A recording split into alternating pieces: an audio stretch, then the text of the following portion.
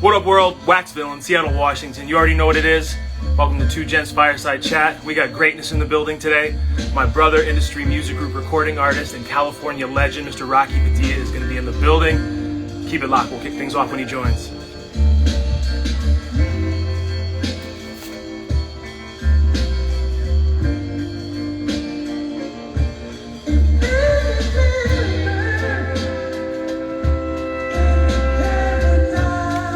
Appreciate everybody joining.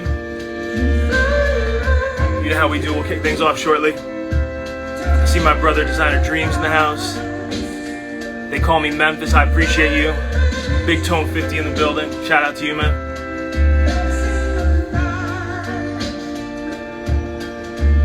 Rocky will be here shortly. Appreciate everybody pulling up. Mama's in the house.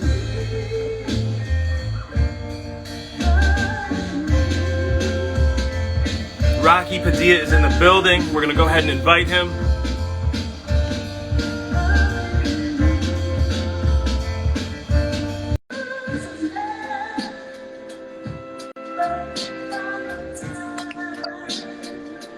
My brother. My brother. Oh, what happened? We left. We're going to have to invite again.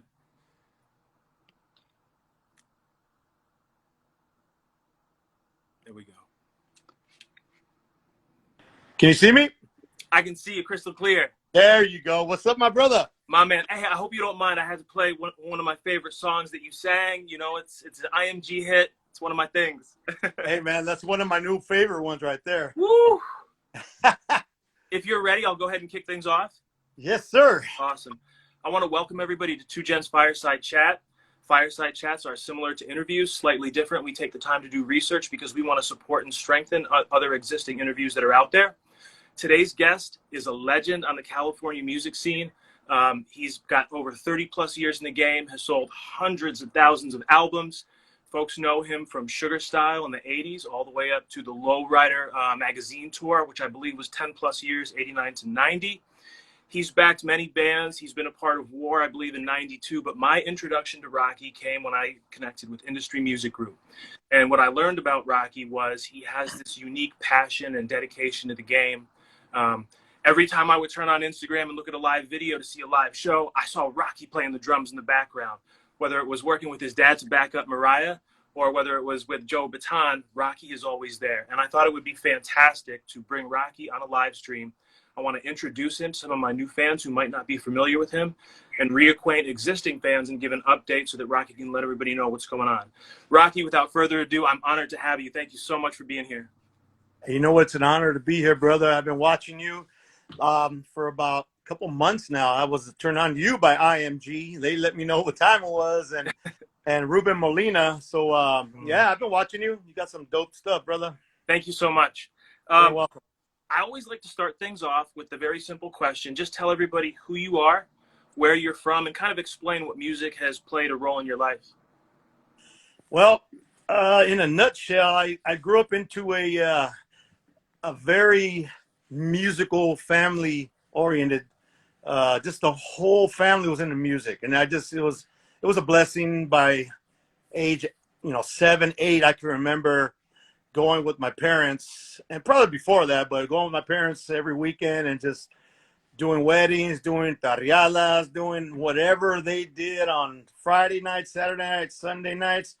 Me and my brother, Danny Boy, rest in peace. We were there, man. We were young, and I remember sleeping on the bench with my mom while my dad played over there with I have 4 uncles, and they all played in the band. The Padilla Brothers, it was called. Wow.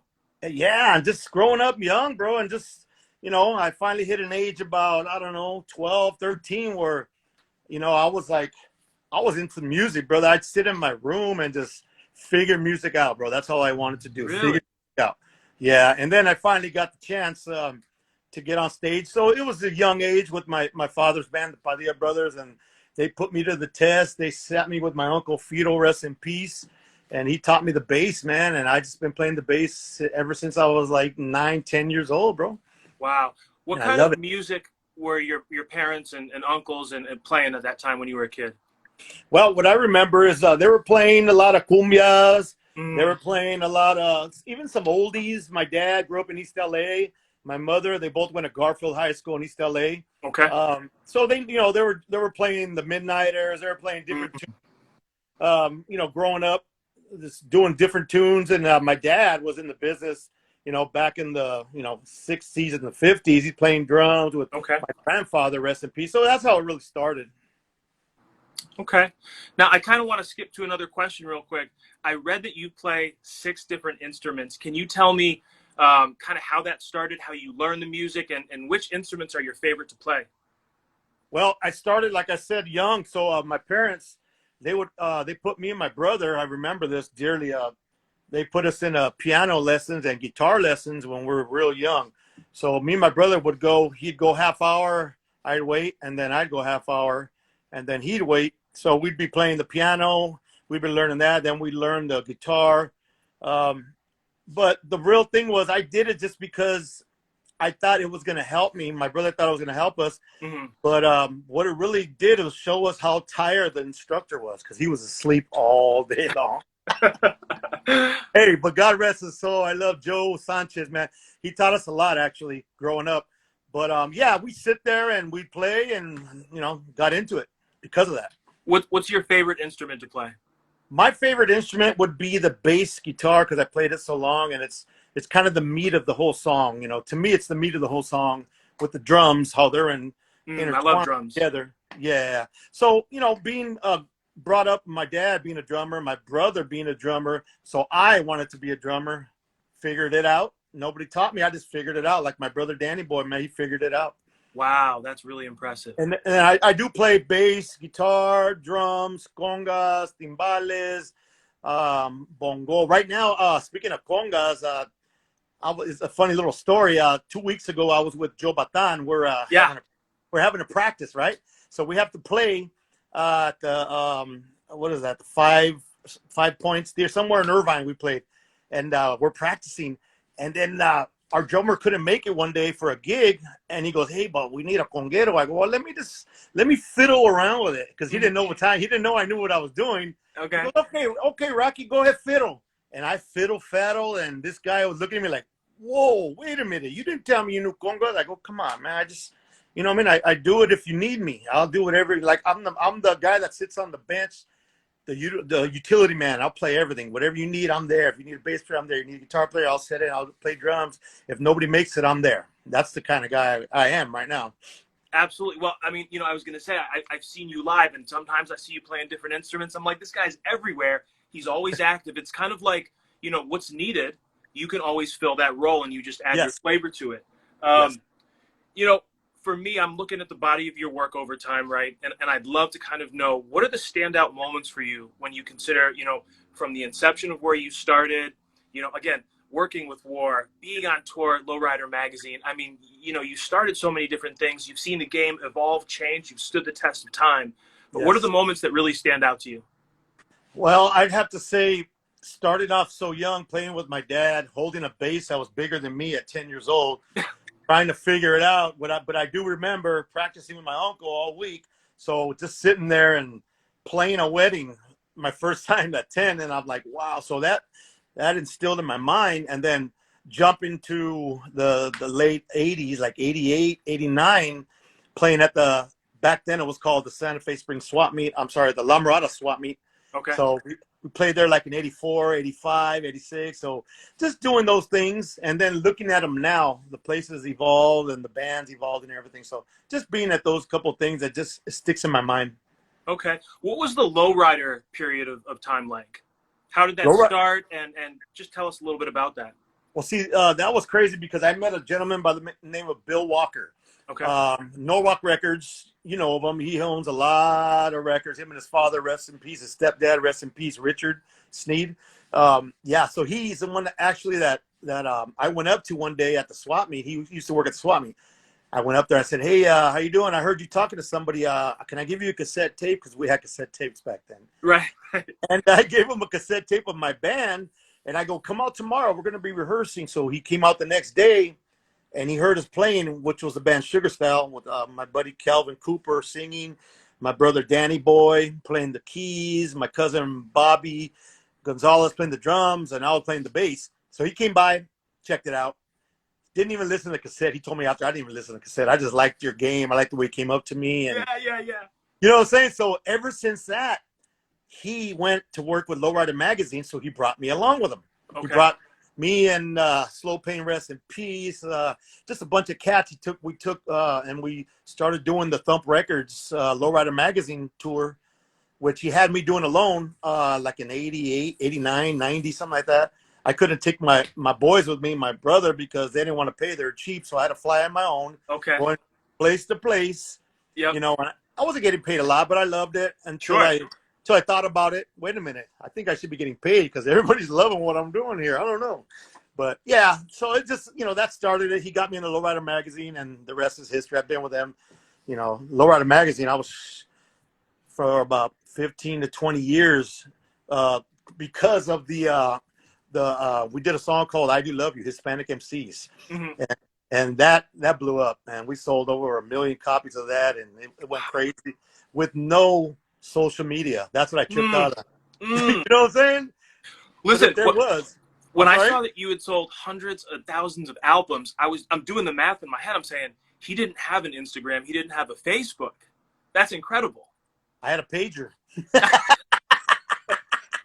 I had a pager. I was paging everybody. Hey, check it out. Hey, you know what I remember too with this? We had a group, Sugar Style. Then we had a group, Hispanic MCs, Mm-hmm. and we were on Make It or Break It, I think it was, and we're going up against Ice Cube. Now we know Ice Cube blows away on a real deal, but this is my neighborhood, so I had everybody calling, and we beat Ice Cube. It was Hispanic MCs. I Do Love You, which all my homies, all my family members, everybody called, and we ended up beating them, and it was beautiful. Power 106. I loved it. I loved it. Yo, that's epic. That's crazy, but that won't happen now because he's way bigger now. He's one of the baddest rappers that I've ever heard. Any artists, entertainers, whatever. Yeah.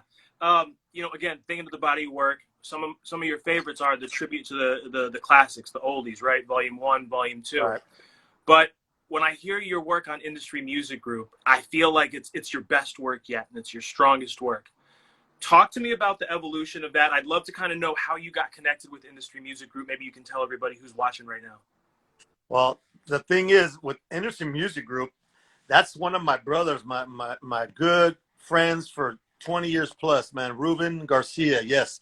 That's DJ Cazell. Yeah. That boy right there he's like a brother to me. Mm-hmm. His whole family, got his mother, rest in peace, his whole brothers and his cousins and his dad. They're amazing people. So I used to hang out with him back in the day. He used to DJ. I used to rap. I used to DJ. So we'd be hanging out. We'd see each other at parties. It was always respect. Mm-hmm. And then he finally told me, "Hey, brother, I'm doing something." I go, "Well, whatever you need, I'm there, brother. I'm there for you. Whatever whatever it is, you let me know, and I got you." And he goes, "All right, cool." So sure enough, he called me. "Hey, let's go. You ready?" I go, "Let's go." So boom, he started Industry Music Group with a guy by the name of another Ruben Garcia, 459. Mm-hmm. That boy, that's like my little brother right there. I love that man. He's an amazing guy. And then the whole team, just the wives, all their ladies are all amazing, and just the whole team of Industry Music Group. But just the way they work, the way they talk to you, the way they present themselves, they're all nothing but respect and class. That's what I love about them. Yeah, especially Cazell, man. Just but so he gave me an offer. He goes, "Yeah, you come and we'll do this, boom, boom, boom, and then I'll talk to you later about." He had me playing.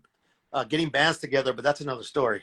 Okay, sure. but no, I started that out with Cazell, and he had ideas. He brought me these songs, "Loving You," and and then he brought. Then he was doing business with Joseph Quinones, which is a master of everything. That boy he's amazing, and he's like a younger version of myself because I did what he was doing back in the 80s and the 90s.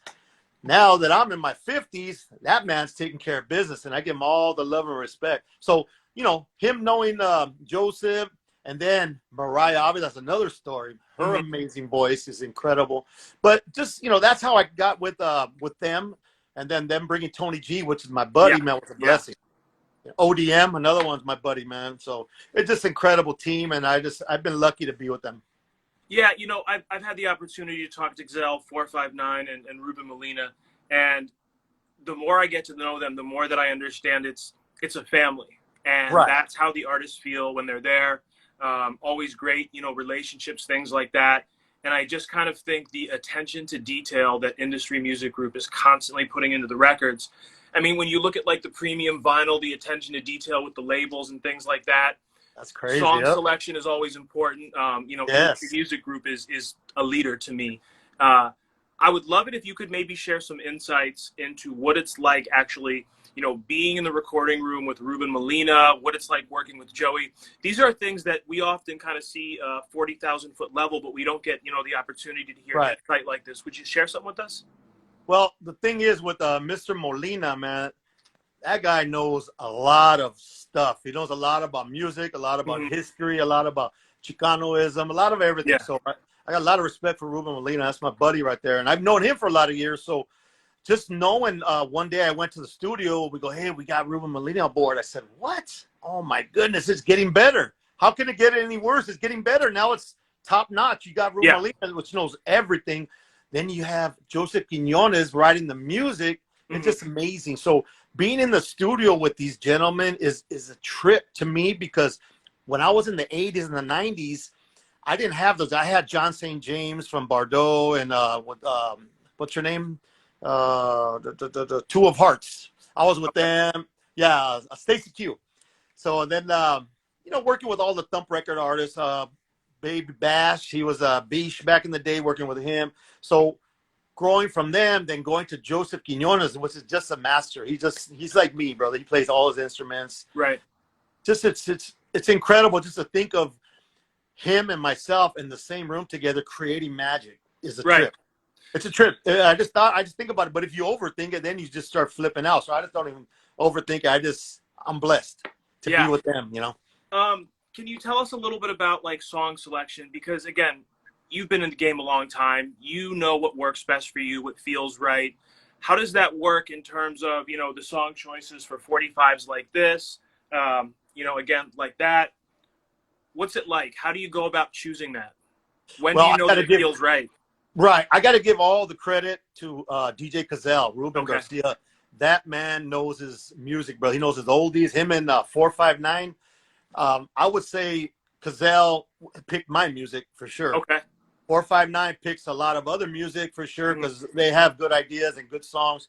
But Cazelle is the master of picking the songs. And he told me 2.5 years ago, I'm going to rebrand you, he said. And I said, I believe you are, brother. I know you are. And he did. He rebranded me and he brought me out as Rocky. And people were saying, well, who's Rocky? Wait a minute. Is that Rocky Padilla? They didn't know at the time. And just bringing out the songs that he did, the selection that he did was tripping everybody out. It was amazing. That's really cool. Do you have a favorite 45 that you've cut so far with IMG? Yeah, I do. It's Reaper of Love. That's my favorite. Okay. Hey, I got to ask this question. Who played the flutes with the Joey Quinones track? Because I love the flutes on that. You know what? I wasn't there when he did all those parts, so it might have been him. I don't know. He plays everything. He plays He everything. does. No, Yes. he does. You're right about that. He's incredible. So, again, I've seen you with a variety of different bands. You're known for putting bands together.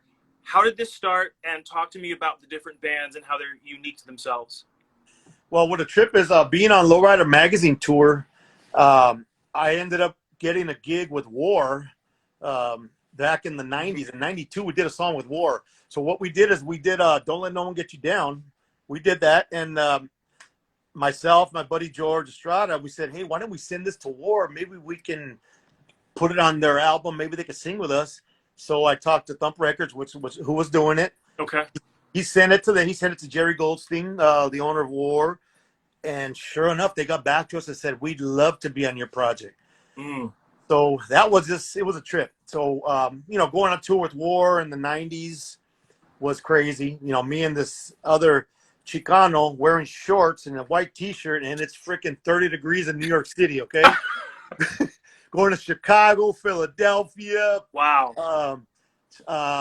Everywhere. We even went to Florida. We went everywhere in the East Coast on a bus with War, and it was a trip.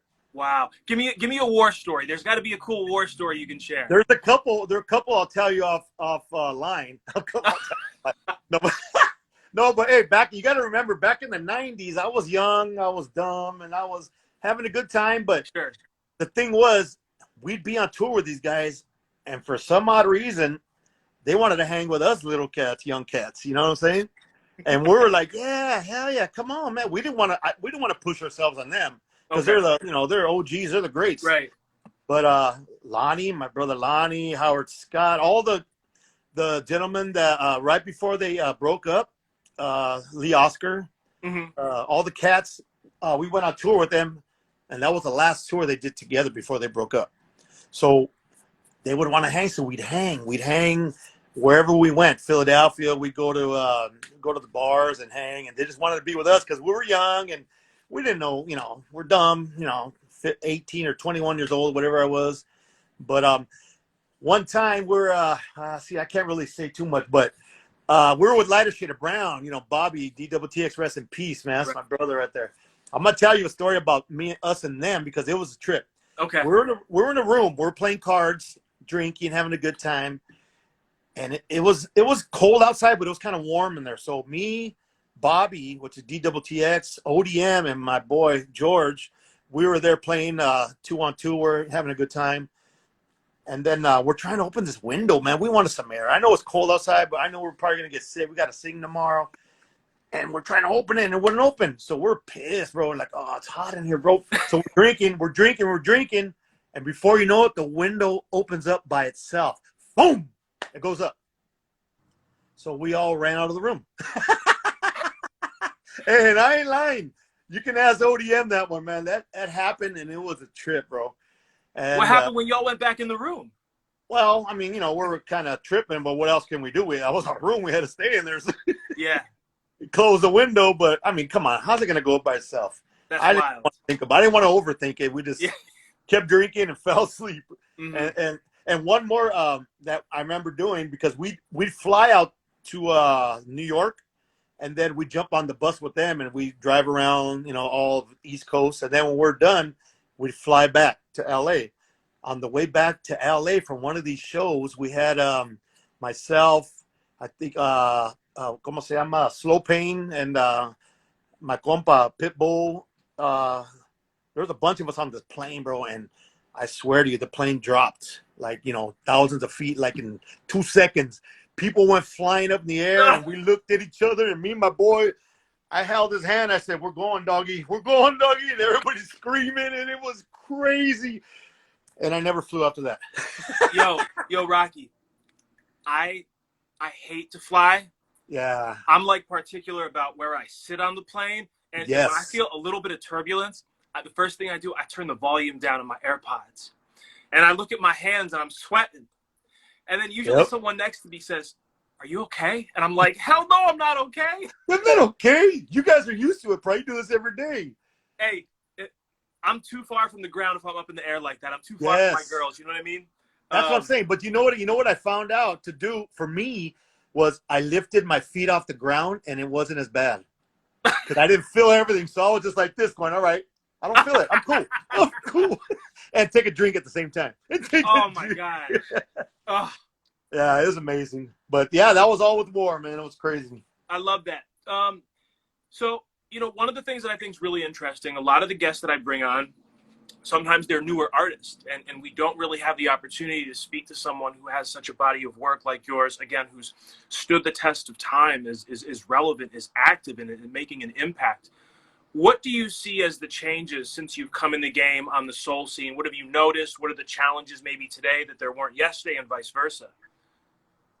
Well, we all know the music has changed a lot. Mm-hmm. We know that with the digital age, and with everybody just using beats and stuff, and the rap game is totally different. And so I mean, it just evolved. I mean, I'm a fan of live music. I'm not gonna lie, live music is my ace. But I'll listen to a couple that I mean, like what's his name? I mean, I'm a big Dre fan. I like Dre. I like what he does. I like his game, and Snoop, of course. I like what they do. I'm a big fan of ¿cómo se llama? Of the guy that makes the beats. What's his name? I forgot his name right now. He makes all their beats. I can't remember his name, but it just evolved. The music has evolved. It's not live. You know, I'm a big Earth, Wind and Fire guy. Okay. Yeah, I'm in the bands and I love that. And it just the way it evolved, it kind of threw me for a loop in the '90s. You know, all that freestyle in the house thing going on. But I was DJing. I was DJing all that stuff. I used to DJ too. So Wow. yeah, I'd have to learn. I was DJing back in the '80s, the '90s, and just DJing everything. You know, Johnny O and Cynthia and all those cats back in the day. So just the evolution of music kind of tripped me out because I kind of want more. You know, growing up listening to live music. You know. Who on the scene today, specifically the soul scene, if we want to label it as soldies, modern soul, who stands out to you? Who do you admire? And is there someone that you say, gee, that reminds me of myself when I was younger? Well, Joseph Quinones, first Okay. of all, first and foremost, that boy is just, he's doing it big. He's doing it the right way. On the female note, Mariah Avila is just, she is amazing. Just her style, her voice, you know, of course, This has been a big year for her. Trish Toledo's great, you know. Yeah. There's a few out there like the Sinceres as a band is great, you know. So there's a lot. What's his name? I'm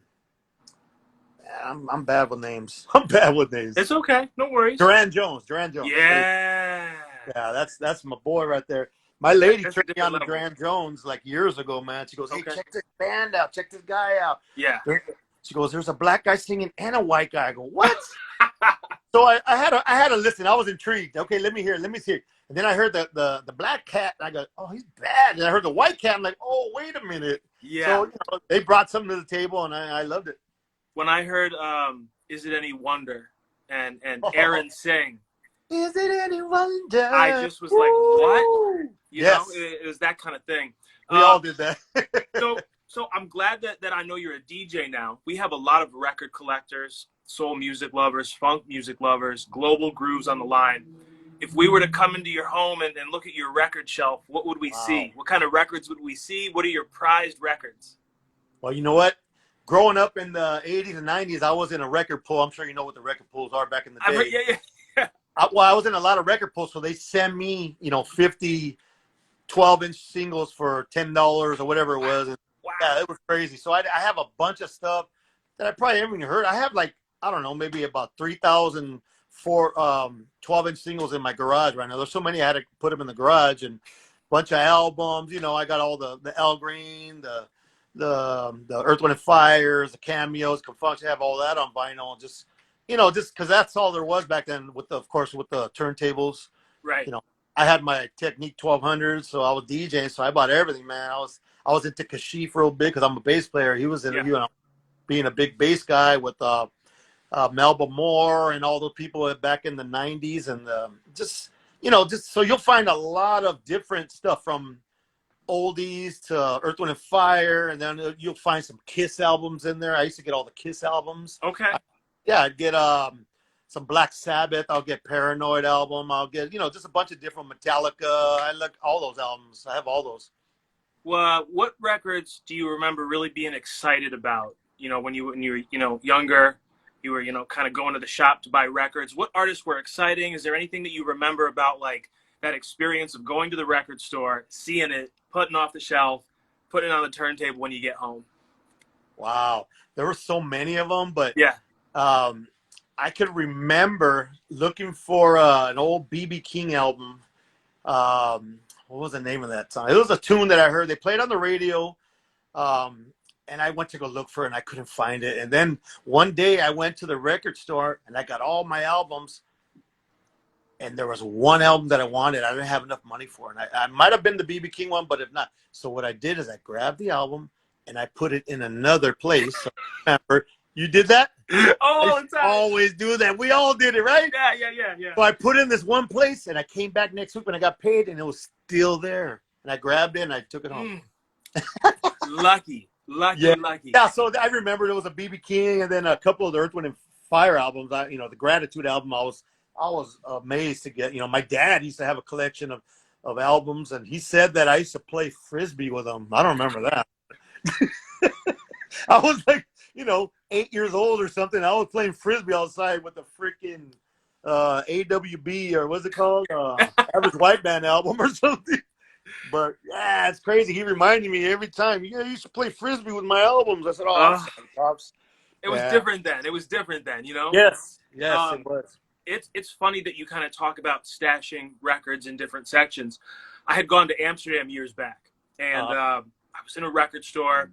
Something happened with my phone, so I had no way to like look anything up. right. And sometimes some of these stores, when you're in Europe, you see records that you've never seen before. Right. And I'm used to being able to go to Discogs, just give me a taste, give me a sample before I drop, 20, 30 euros on this record. So I couldn't get online. So I kind of did that in Amsterdam. I stashed them in like the classical section.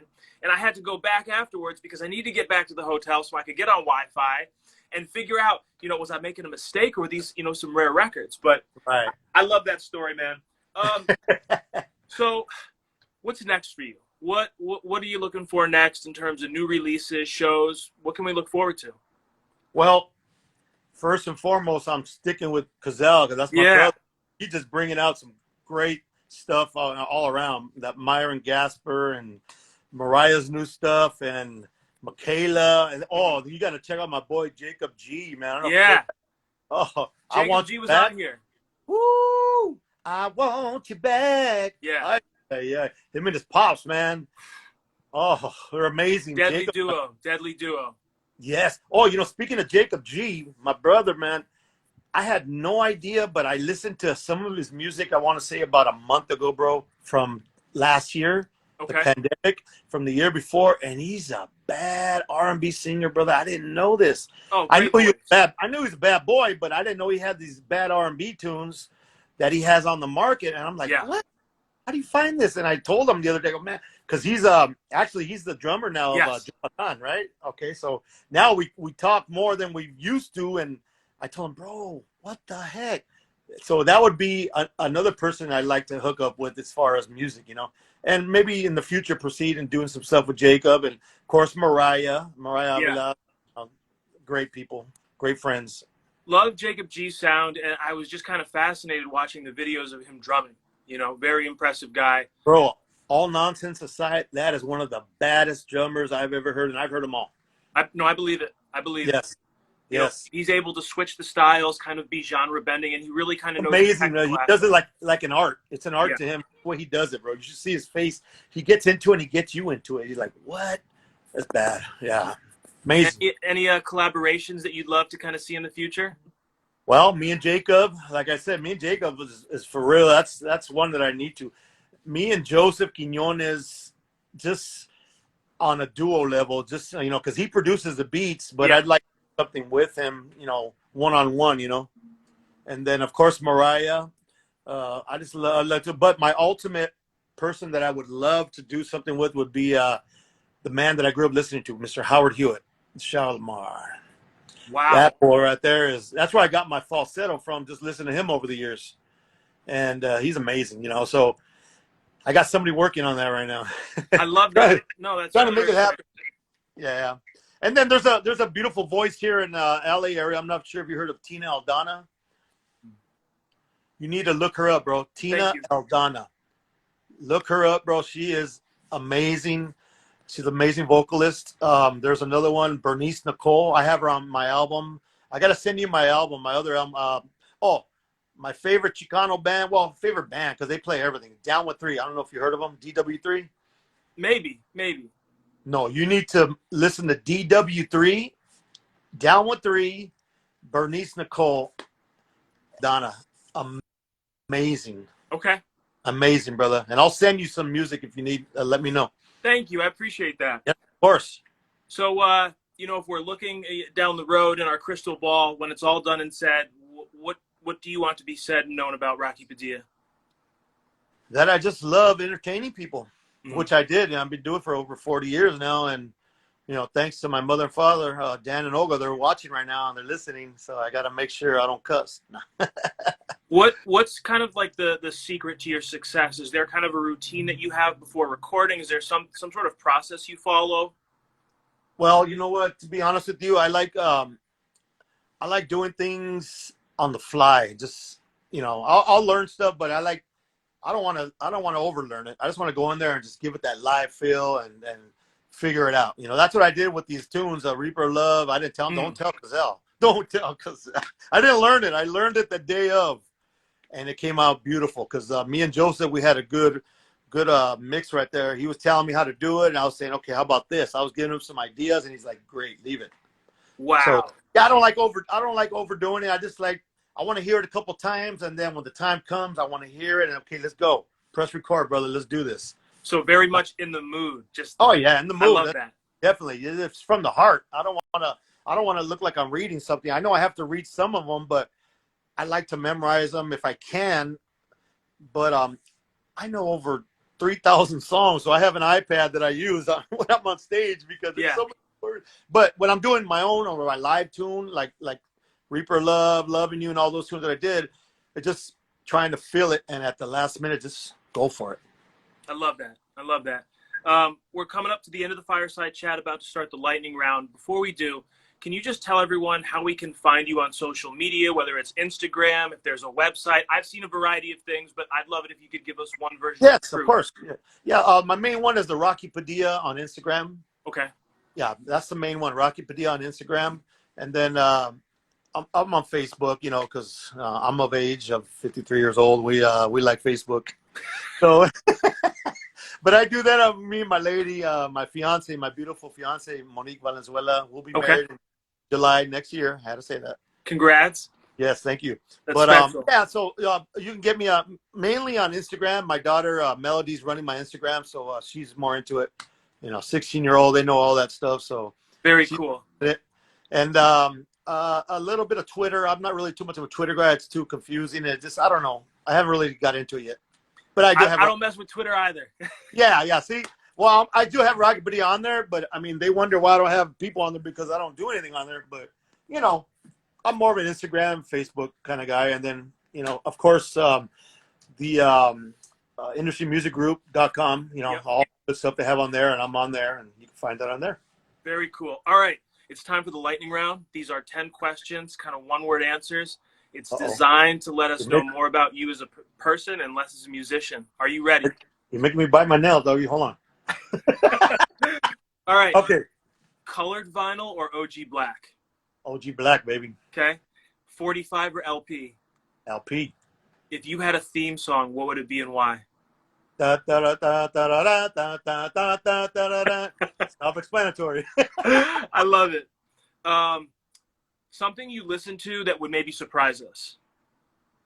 I listen to smooth jazz every day. So yeah, so I listen to anything smooth jazz with no guilty pleasures. No guilty pleasures. You don't have an NSYNC CD behind you on the wall over there? No. Okay. Favorite instrument and why? You said bass, but yeah, well, it's a bass guitar because I grew up playing all the instruments, and I just adapted more to the bass because it's the groove. It keeps it going. Sure.